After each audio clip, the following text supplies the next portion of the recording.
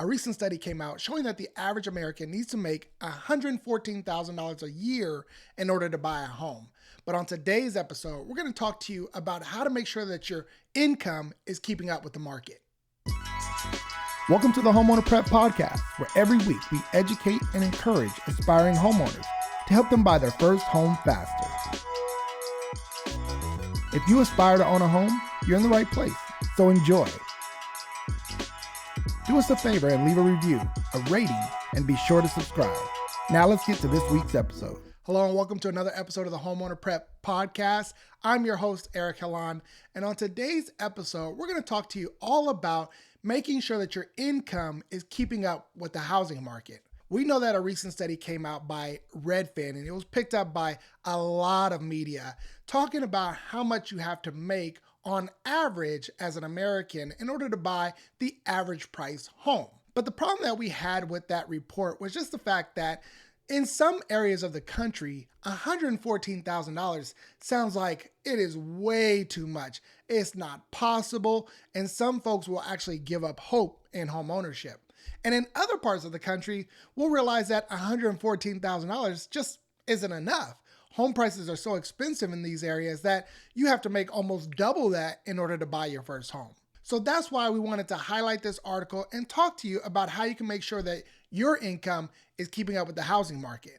The first thing we have to address is the fact that yes, home prices are up. Home prices over the last 3 years on average are up $118,000 throughout this country. So that's almost $40,000 a year. Now, chances are you probably didn't get a raise of $40,000 a year. And so you have to find out, how am I going to keep up with this increased housing market? The second thing to be aware of is that on average, the American household is actually losing money. So back in 2020, the average salary, average household income was just over $76,000. Today, it's just over $74,000. So how do we lose $2,000 a year? You know, that adds up. That's almost $150 a month that you missed out on. Now, where did that money go? We don't know if we don't have a budget. So we need to address the fact that yes, the housing market is going up faster than your income, and your income is actually going down. So how do we address this issue? The first thing you have to do is maximize your value where you work. You may think that the cost of living increase and raise is all you're ever going to get every year, but chances are you can actually earn more and ask for additional raises throughout the year. You have to find out how to do that, and there's plenty of videos online that'll show you how to talk to your boss, what techniques to use, how to address them. There's a lot of videos that talk about how to get a raise in your job. So I definitely invite you to check those out online. But the main thing is you have to show value. When you started out at that job, you had a certain value to that company.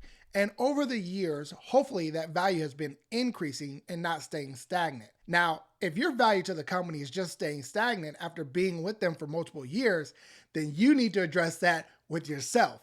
You need to find ways on how to educate yourself, learn additional skills and resources that can be proven valuable to your company. If you can prove that you're more valuable to the company, you have a greater chance of getting a raise. Now, if you can't get a raise, maybe you need to change jobs. Maybe you need to stay in the same industry, but just work for a different company. There may be opportunities for you to make a shift, staying in the same industry, but just changing to a new employer. Now, if that's you, you can actually hire different agencies that will take your resume and they'll pitch you to other companies. These are headhunters, if you would. So there's opportunities for you to do the same level of job at a different company and potentially earn more money. Now, another way is, of course, to increase your education. A lot of people go back to school, earn additional degrees, and that way they can earn additional income based on the steps that you may have at your job. So if that's an opportunity that you have, definitely take a look at that as well. But what if your job just isn't going to pay you enough money for you to buy a home in your area? Well, unfortunately, you're going to have to go get another job. You're going to have to pick up a side hustle, figure out what are the skills and the talents that you have that you can actually make money with. That may be an opportunity for you to earn additional income outside of your traditional working hours and possibly on weekends. You may have to work harder in order to reach your goal of homeownership. There's nothing wrong with working hard, having multiple jobs in order for you to obtain your goals.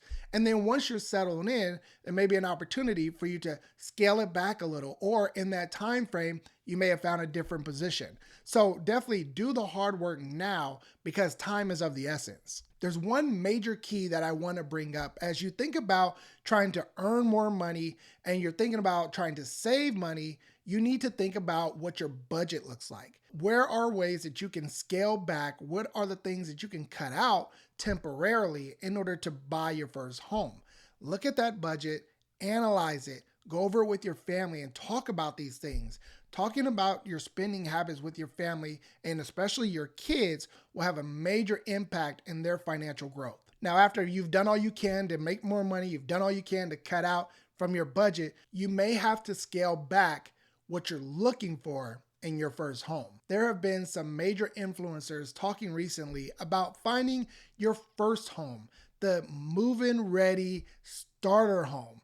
A lot of people have their mindset on a dream home and they're on Zillow looking way beyond their budget. But if you can start out with buying something that may be a little smaller, maybe a condo or a townhome, it'll help you get your foot in the door. Then you can actually enjoy the benefits of rising home prices. At that time, inflation and appreciation will actually be working out in your favor because you own a real asset.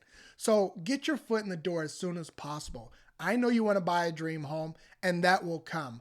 But if you can focus on a starter home, a move-in ready home, or even something that you got to put a little sweat equity into, get your foot in the door, buy your first place, and let that appreciation work in your favor. If you need some help in putting together a game plan on how to maximize your value at work or what steps you need to take in order to buy your first home, that's what we're here for. Reach out to us anytime. You can text the word START to 619-848-3700, or you can actually visit us on our website at homeownerprep.com/start.